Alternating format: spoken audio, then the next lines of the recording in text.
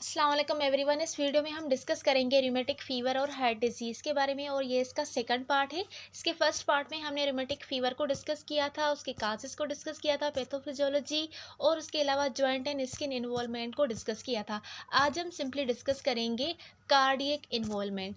Okay, सो cardiac involvement simply यहाँ पर क्या होता है कि जो स्ट्रेप्टोकोकस इन्फेक्शन है जो कि चिल्ड्रंस में थ्रोट में होता है, तो उससे क्या होता है, हमारा इम्यून रिस्पॉन्स उसके खिलाफ एंटीबॉडीज़ प्रोड्यूस करता है। वो एंटीबॉडीज़ जाकर अपने ही बॉडी के ऑर्गन्स को डैमेज करती है। तो कल हमने जो इसका पहला लेक्चर था उसमें हमने स्किन और जॉइंट्स को डिस्कस किया था।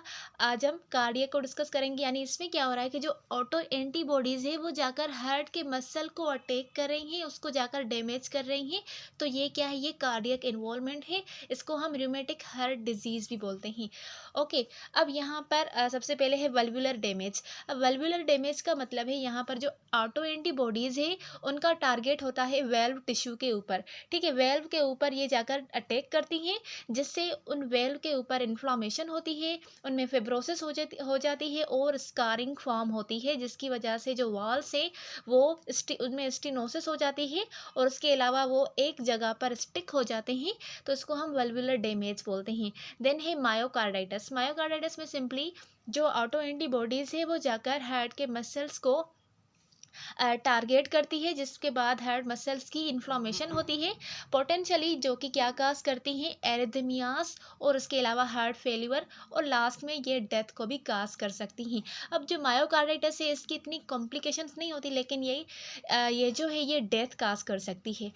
ओके, देन है पेरिकार्डाइटिस। पेरिकार्डाइटिस में सिंपली इन्फ्लामेशन अगर होती है, पेरिकार्डियम जो लेयर है हार्ट की, यानी जो आउटर लेयर है उसमें इन्फ्लामेशन होती है, जो ऑटो एंटीबॉडीज़ है वो उसके ऊपर अटैक करती हैं, जिसके बाद आपको चेस्ट पेन मिलेगा और फ्लूइड अकोमोडेशन मिलेगी। लेकिन यहाँ पर जो चेस्ट पेन मिलेगा वो आपको डिफरेंट मिलेगा एज़ कम्पेयर टू एंजाइना, क्योंकि एंजाइना पेक्टोरस या फिर आप मायोकार्डियल इन्फाक्शन में देखें तो उस दौरान भी उस पेशेंट को चेस्ट पेन होता है, लेकिन वो जो चेस्ट पेन होता है वो डिफ्यूजिंग होता है, यानी जो पेशेंट है वो ये बता नहीं सकता कि कौन सी स्पेसिफिक एरिया पे उसको पेन हो रहा है, लेकिन वो सिंपली आपको ये बताएगा कि मुझे चेस्ट में पेन हो रहा है और वो रेडिएट हो रहा है।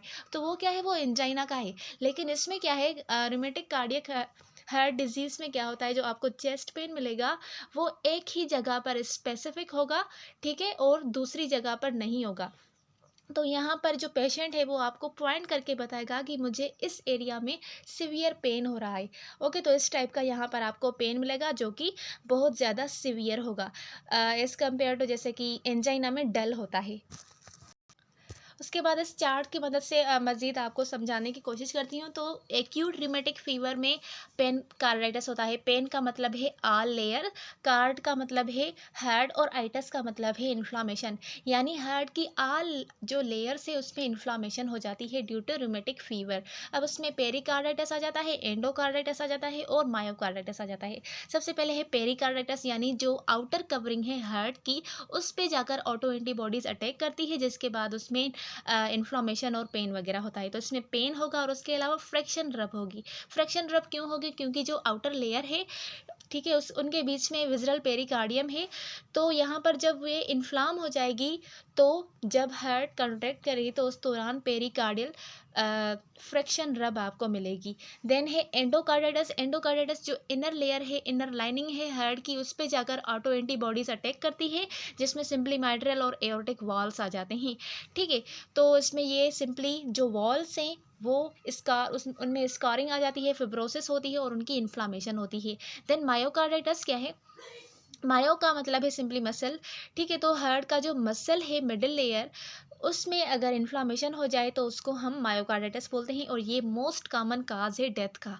ठीक है, एंडोकार्डाइटिस में कॉम्प्लिकेशंस ज़्यादा होती है लेकिन उसमें डेथ नहीं होती। मायोकार्डाइटिस में कॉम्प्लिकेशंस कम होती है लेकिन ये डेथ काज कर सकती है, क्योंकि जो मेन मसल है जो कि हार्ट को हेल्प करते हैं कि वो कंट्रैक्ट और रिलैक्स करें, उस पे ही जो ऑटो एंटीबॉडीज़ हैं वो जाकर अटैक करेंगे, तो जिसकी वजह से जो हार्ट है वो अपना फंक्शन कम करेगी। हार्ट अपना फंक्शन कम करेगी तो वो फेल्यूर की तरफ जाएगी, हार्ट फेल्यूर हो सकता है, जिसकी वजह से अल्टीमेटली उस पेशेंट की डेथ हो सकती है। सो इससे क्या होता है, दे कांट कंट्रैक्ट। जो हार्ट है वो कंट्रैक्ट नहीं कर सकती because of inflammation, that's why it can lead to death. Okay, तो यहाँ पर ये मायोकार्डाइटिस का डायग्राम है। जब जो एंडोकार्डाइटिस, जब बैक्टीरिया की जो खिलाफ ऑटो एंटीबॉडीज़ बनती है, वो जाकर हार्ट के एंडोकार्डाइटिस के ऊपर अटैक करती हैं, तो क्या होता है। सिंपली यहाँ पर एक नॉर्मल डायग्राम है और दूसरा रूमेटिक हार्ट डिजीज़ का है। नॉर्मली क्या हो रहा है, आप माइट्रल वॉल देख रहे हैं, ठीक है, जो बाइकस्पिड होता है। माइट्रल वॉल में जो ब्लड का फ्लो है, पहले तो नीचे है वेंट्रिकल्स की तरफ, फिर वेंट्रिकल्स से जो ब्लड का फ्लो है वो ऊपर एओर्टा में जा रहा है। ठीक है, ये क्या है, ये नॉर्मल ब्लड डायरेक्शन है। ठीक है, और उसके अलावा आप रूमेटिक हार्ट डिजीज़ में देखें तो इसमें जो वॉल्स हैं वो उनमें इन्फ्लामेशन हो गई है, स्कारिंग हो गई है और फिब्रोसिस हो गई है। दैट्स वाई वो जो है वॉल्स हैं वो कम्प्लीटली क्लोज नहीं हो पा रहे। जब वो कम्प्लीटली क्लोज नहीं हो पा रहे तो इससे जो ब्लड का डायरेक्शन है वो अल्टर हो रहा है। So blood leaking back through the leaky walls. अब ये जो लीकी वॉल्स है, इसमें जो ब्लड का फ्लो है वो वापस एट्रिया की तरफ जाता है। तो ये सिंपली कौन सी कंडीशन में होता है, एंडोकार्डाइटिस में होता है। उसके बाद ये भी रूमेटिक हार्ट डिजीज़ का दूसरा एक फ्लो चार्ट है, जिसमें आप क्लियरली देख सकते हैं माइट्रल वॉल और उसके अलावा एओर्टिक वॉल। ओके, और कार्डाइटिस यानी जो पूरी हार्ट है उसमें इन्फ्लामेशन हो रही है। तो इसमें अर्ली स्टेज और लेट स्टेज लिखी हुई है। Early stage regurgitation. अब इस रीगर्गिटेशन का क्या मतलब हुआ, रीगर्गिटेशन का सिंपली ये मतलब है कि यहाँ पर जो अर्ली स्टेज है वॉल्स में, वो जो वॉल्स हैं फिलहाल उनमें इन्फ्लामेशन हुई है और उसके अलावा फिब्रोसिस भी हो गई है, तो that's why they are leaky. ठीक है, तो रीगर्गिटेशन में जो ब्लड है वो एक साइड से दूसरी साइड्स और दूसरी साइड से पहली वाली साइड्स पर आ रहा, यानी एट्रियम से वेंट्रिकल्स में जाएगा, फिर वेंट्रिकल से अगेन एट्रिया में जाएगा। तो इसको हम रीगर्गिटेशन बोल रहे हैं। और उसके बाद लेट स्टेज में क्या होता है, फिब्रोटिक ज़्यादा हो जाती है वहाँ पर, डेट्स वाई जो वेल्स हैं उनमें स्टिनोसिस हो जाती है। ओके, तो इस तरह से आप इस डायग्राम देख रहे हैं जो कि क्लोज्ड है और स्टिनोसिस यानी नैरो है बहुत। देन है क्लिनिकल मैनिफेस्टेशन। अब क्लिनिकल मैनिफेस्टेशन में यहाँ पर कुछ मेजर है और कुछ माइनर है। तो द जोन्स एक साइंटिस्ट था जो जिसने बताया था clinical manifestation of rheumatic fever, जो कि हार्ट से रिलेटेड है। So the Jones criteria for assessing major rheumatic fever, जो मेजर रूमेटिक फीवर्स की सिम्टम्स आपको मिलेगी वो है कार्डाइटिस। ठीक है, यानी ये ओवरऑल सिम्टम्स है, क्योंकि फर्स्ट लेक्चर में हमने सिंपल इसका इंट्रोडक्शन किया था, तो ये ओवरऑल इसकी सिम्टम्स हैं। कार्डाइटिस यानी इन्फ्लामेशन होगी हार्ट की।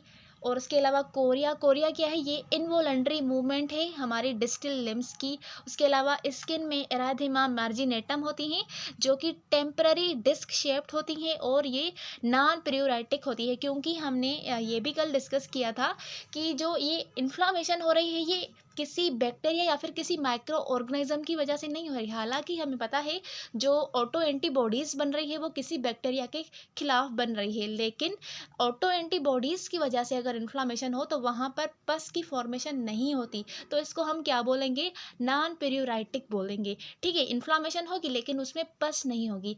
वो रेड कलर के होंगे, रेड कलर के मैक्यूल्स आपको मिलेंगे that fade in the centre leaving raised margin.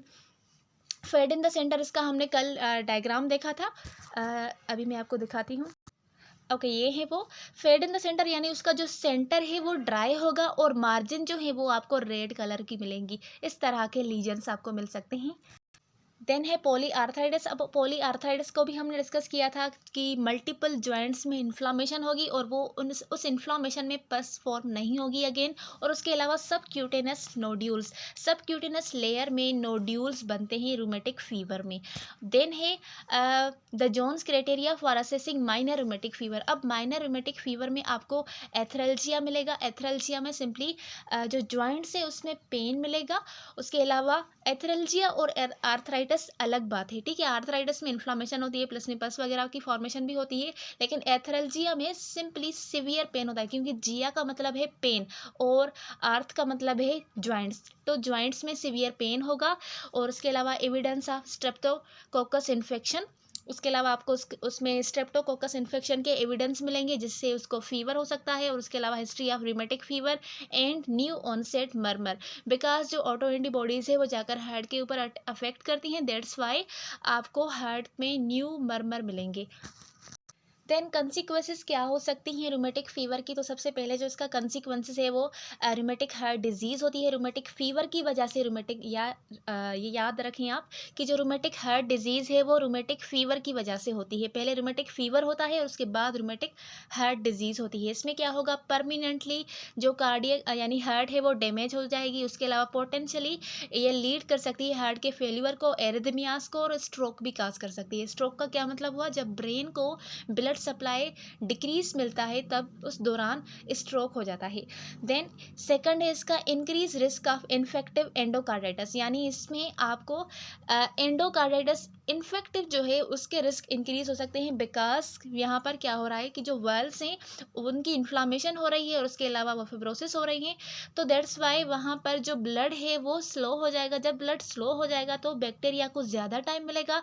जब वो उनको ज़्यादा टाइम मिलेगा तो वो एंडोकार्डियम में जाकर स्टक हो जाएंगे और वहाँ पर ग्रोथ करके वहाँ पे इन्फेक्टिव एंडोकार्डाइटिस काज कर सकते हैं। So that's why rheumatic fever increase the risk of infective endocarditis, particularly individuals with pre existing heart disease. अगर किसी इंडिविजुअल को पहले से ही कोई हार्ट डिजीज कोई प्रॉब्लम है तो उसमें तो और ज़्यादा एंडोकार्डाइटिस जो इन्फेक्टिव है वो हो सकती हैं।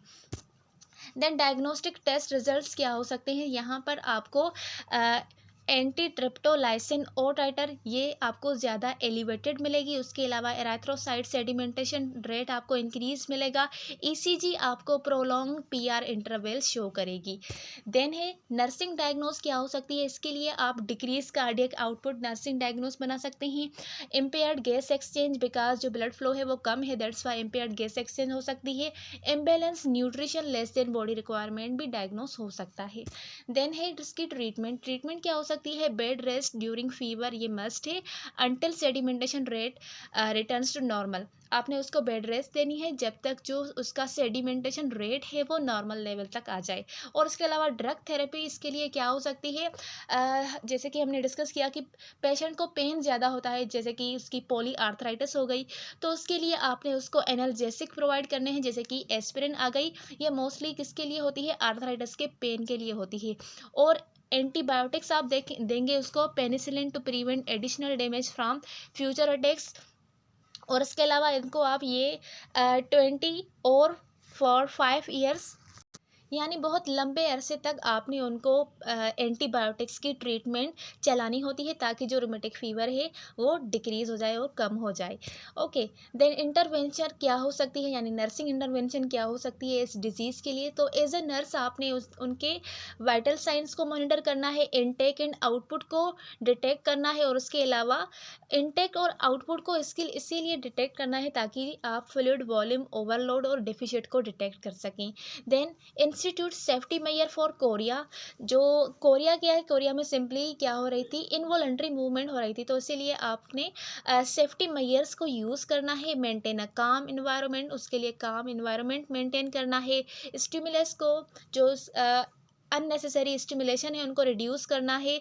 उसके अलावा फोर्क और ग्लासेस को अवॉइड करना है, क्योंकि एक तो उसकी इनवॉलंटरी मूवमेंट हो रही है तो इसकी वजह से पेशेंट को इंजरी हो सकती है। और उसके अलावा आपने पेशेंट को असिस्ट करना है वॉकिंग में ताकि वो इंजरी से प्रिवेंट हो, क्योंकि वॉक करते करते अगर उनकी इनवॉलंटरी मूवमेंट हो गई तो वो गिर सकते हैं जिसकी वजह से पेशेंट को इंजरी हो सकती है। तो आपने उनको असिस्ट करना है during walking. Then provide appropriate passive stimulation to maintain growth and development. जो पैसिव स्टिमुलेशन है उसको अप्रोप्रिएटली आपने प्रोवाइड करना है ताकि उसकी जो ग्रोथ है और डेवलपमेंट है वो मेंटेन हो जाए।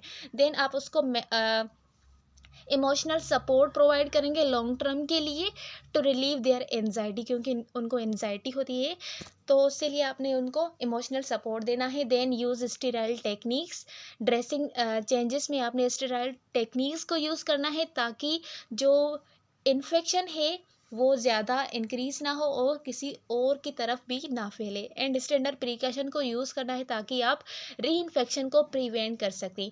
देन इफेक्टिव ट्रीटमेंट आपने उसको देनी है, ताकि जो स्ट्रेप इन्फेक्शन है वो एलिमिनेट हो जाए, उसकी सिम्टम्स रिलीव हो जाएँ और वो जो फिर से उसके रीअकरेंस के चांसेस है वो भी प्रिवेंट हो जाएँ। देन उसके अलावा आपने उसको रिड्यूस करना है, the chance will suffer permanent changes. जो परमानेंट चेंजेस हो रही है ड्यू टू रूमेटिक फ़ीवर, उसको भी आप रिड्यूस कर सकें, और वो आप कब रिड्यूस करेंगे, जब आप उसको इफ़ेक्टिव ट्रीटमेंट प्रोवाइड करेंगे, यानी टाइम पे आप उसको मेडिसिन देंगे तो। सो ये थी nursing intervention for rheumatic fever और rheumatic heart disease. Thanks for watching. मिलते हैं अगले वीडियो में, तब तक के लिए अल्लाह हाफ़िज़।